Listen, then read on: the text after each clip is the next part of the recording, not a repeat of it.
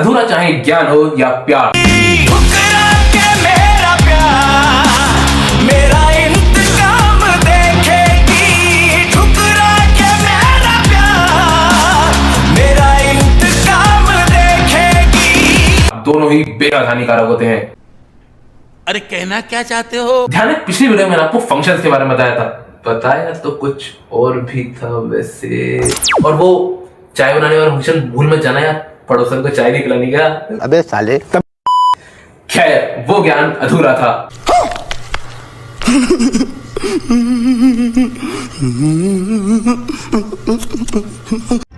मगर क्यों? क्योंकि यार अगर मैं वीडियो बनाता फिर वो 45 मिनट के होते, तो तुम्हें तो वीडियो की लेंथ देखकर ध्यान लगाया था। तुम तो उसको खट से उठाते और चल निकल। तुम्हें मेरा तो नुकसान हुआ था ना उसमें, मेरा तो नुकसान हुआ था ना उसमें। कैसे कैसे लोग रहते हैं यार यहाँ पर। तो आज एक अंतिम श्रद्धांजलि देंगे फंक्शंस को, फंक्शन आर्गुमेंट्स के साथ। अब भाई पड़ोसन को चाय तो पिलानी है, चीनी तुमको फंक्शन से पूछनी है, तो उसको बताना तो पड़ेगा ना कि तुम्हें चाय कितनी पिलानी है। उसको क्या पता कि तुम्हें चाय 1 कप पिलानी है या फिर महफिल जमानी है। बहुत तेज हो रहा है, बहुत तेज हो रहा। अब ये वैल्यू जो आप उस फंक्शन को दोगे, जैसे चाय कितनी पिलानी है, दूध कितना होगा, पानी कितना डलेगा, अगर कुछ और है तो वो भी, तो इन्हीं वैल्यूज को हम कहते हैं फंक्शन आर्ग्यूमेंट्स। वैसे तो पिछली वीडियो में मैंने आपको फंक्शन आर्ग्यूमेंट्स के बारे में बताया था, लेकिन आज एक कंप्लीट पोस्टमार्टम करेंगे फंक्शन आर्ग्यूमेंट्स का।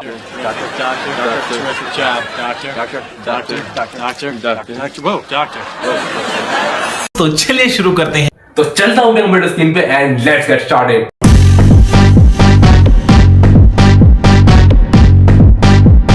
तो फंक्शन आर्गुमेंट्स बेसिकली यार जो वैल्यूज हम फंक्शन को पास करते हैं ना, उन्हीं वैल्यूज को हम फंक्शन आर्गुमेंट्स कहते हैं। आज के सेशन का मतलब केवल इतना सा था कि किस किस तरह से हम वैल्यू को पास कर सकते हैं फंक्शन को, वो मैं आपको बताना चाहता हूं। देखो यहां पर मैंने 4 तरह की फंक्शन आर्गुमेंट्स को लिखा हुआ है, बट अगेन पहले मैं यहां पर आऊंगा अपने VS कोड पर, उसके बाद यहां पर आऊंगा, ठीक है। तो चलता हूं अपने VS कोड पर। और पिछली बार हमने जो देखा था वो ये देखा था, 2 तरह के हमने फंक्शन बनाए थे, एक कैलकुलेट जीमीन और एक इज ग्रेटर। तो इसमें से किसी को उठा लेता हूं, इसको उठा लेता हूं, ठीक है। इसको मैं यहां से उठाता हूं और यहां पे पेस्ट मारता हूं, ठीक है। उसके बाद हम फंक्शन को कॉल करेंगे, क्या नाम है इसका,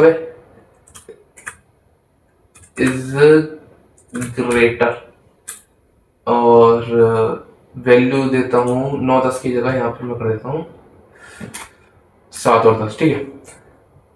अब ये तो सिंपल फंक्शन है, मैं इसको रन करूंगा तो ये मुझे बता देगा कि सेकंड नंबर इज ग्रेटर, ठीक है।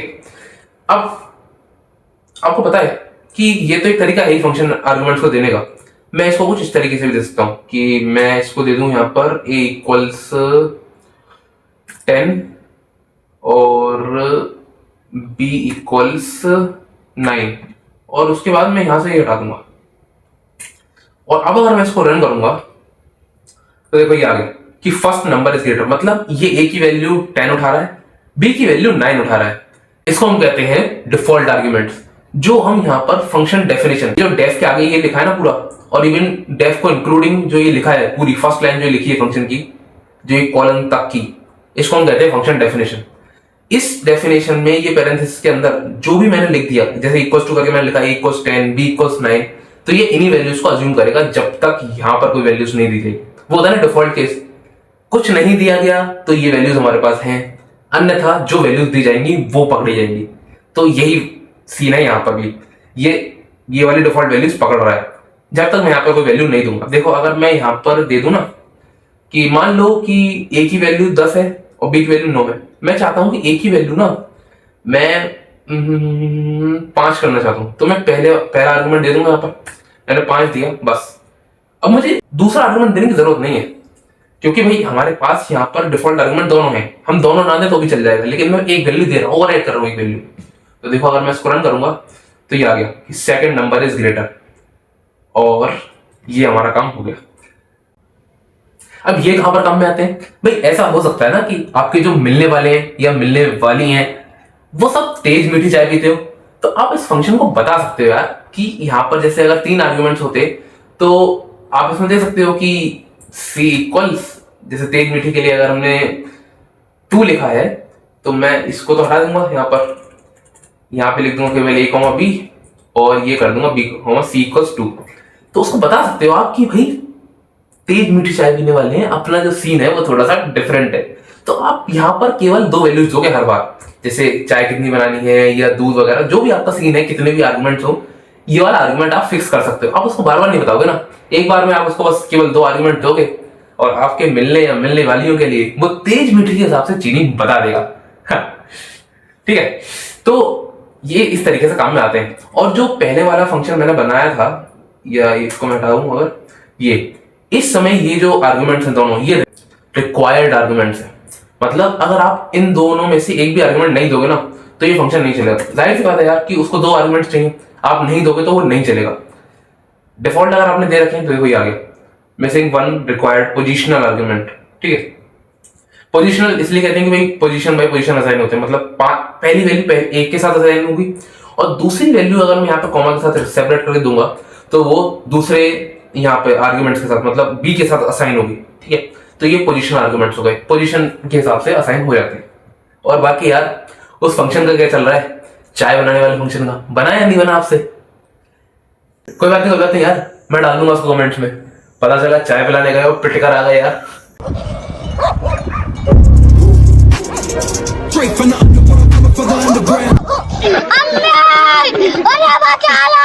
तो देख ले यार ध्यान से, यहाँ पर पता चला पड़ोसी। चलो भाई देखो अब मैं क्या करता हूँ। तो देखो पोजीशनल आर्गुमेंट मैंने आपको बता दी और ये होगा कीवर्ड आर्गुमेंट्स। जैसे ना देखो ये डिफॉल्ट आर्गुमेंट मैंने आपको बताया कि a इक्वल्स आप यहाँ पे लिखो 10 और b इक्वल्स आप यहाँ पे लिखो 9, जैसे ये आगे 9। ठीक है, तो ये 2 डिफॉल्ट आर्गुमेंट्स हो गए। अगर मैं यहाँ पे कुछ नहीं देता तो ये पोजीशनल आर्गुमेंट्स हो गए, पोजीशन बाय पोजीशन असाइन होंगे। और एक होते हैं कीवर्ड आर्गुमेंट्स, ये देखो ये, जिसमें आप वैल्यू इस तरीके से दे सकते हो। जैसे मैंने आप बोला कि यार पोजीशन बाय पोजीशन ये असाइन होते हैं। अब मैं चाहता हूं कि भाई 5 की जो वैल्यू है वो दूसरे आर्गुमेंट पे जाए, मतलब बी पे जाए, और जो ये 9 वैल्यू है ये जाए पहले आर्गुमेंट पे।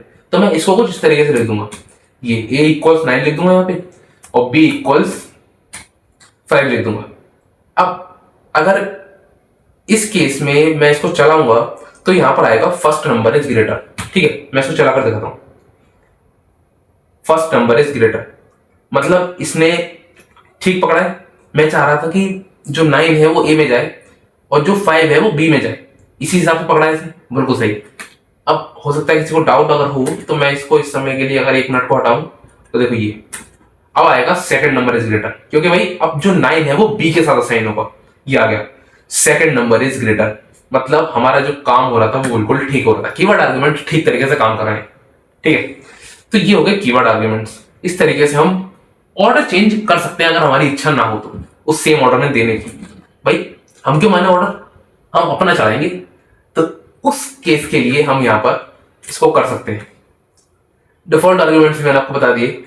अब आखिरी चीज जो यहां बचती है, आखिरी भाई हो गया काम, बस यार इतना ही है। फंक्शन आर्गुमेंट्स के टाइप्स इतने ही हैं। ये एक और है बस, वेरिएबल लेंथ आर्गुमेंट्स। भाई देखो ये कहां पर काम में आता है, जैसे इसका मैंने एग्जांपल ले रखा है और बिल्कुल प्रैक्टिकल एग्जांपल। मान लो आपने एक फंक्शन बनाया है जो नंबर्स को ऐड करेगा। ठीक है, इसको मैं 1 सेकंड के लिए अगर यहां टैब करा, बस अब ठीक है। मान लो आपने एक प्रोग्राम बनाया जो यूजर से नंबर्स इनपुट लेगा और उनका सम उसको प्रिंट करके दे देगा। तो भाई यूजर कितने भी नंबर्स इनपुट कर सकता है। आपने अगर कोई कंडीशन नहीं लगाई कि 10 या 5, तो कितने भी नंबर इनपुट कर सकता है। 5 भी, 10 भी, 20 भी, 15 भी, 25 भी, हो सकता है 50 100 भी कर दे अगर कोई खाली आदमी हो तो। ठीक है, तो उस केस में हम ये वाला काम कर सकते हैं। मतलब यहां पर फंक्शन कॉल करेंगे उन इनपुट के साथ, और यहां पर मैं इसको इस तरीके से लिख सकता हूं कि नंबर्स और उसके आगे स्टार। अब ये नंबर्स ऐसा नहीं कि नंबर फिक्स है, मैं अगर इसको यहां से हटाकर एन भी कर दूं ना तो देखो मैं इसको भी यहां पर एन कर दूंगा। ठीक है, ये अभी भी चलेगा। मतलब ये नाम है केवल एक जो लिखा सामने दिखाई दे रहा है, मेन बात स्टार की है। मैं अगर इसको रन करूंगा तो देखो दोनों का मुझे सम होकर दिखाई देगा, ऊपर वाले का 6 और नीचे वाले का आ रहा है 20, 15, 35, 40, 10, 50। ठीक है, तो इस तरीके से हम मल्टीपल लेंथ, जैसे कि हमको नहीं पता कि कितने आर्गुमेंट्स आएंगे, तो यहाँ 3 है यहाँ 4 है, लेकिन फिर भी एक काम कर रहा है। अगर मैं थोड़ा सा एक काम और भी करूं, ये चलेगा नहीं वैसे यार। ठीक है,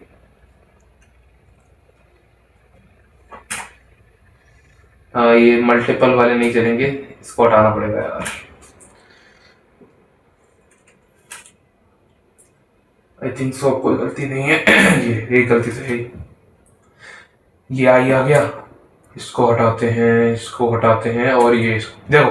अब अगर मैं इनको रन करूंगा तो देखो इसका भी इसने पूरा समझ दे दिया 3289। ठीक है, तो मतलब ये काम कर रहा है ना। हाँ, वेरिएबल लेंथ आर्गुमेंट इसी तरीके से काम कर सकते हैं, फर्क नहीं पड़ता आप कितने आर्गुमेंट्स को दो, वो काम करेगा। ठीक है, तो ये आ गया वेरिएबल लेंथ आर्गुमेंट्स। अब एक होता है वेरिएबल लेंथ कीवर्ड आर्गुमेंट्स, लेकिन उससे पहले भी एक चीज अगर मैं आपको बताऊं तो देखो, ये मैं यहां पर प्रिंट करूंगा इसको n को,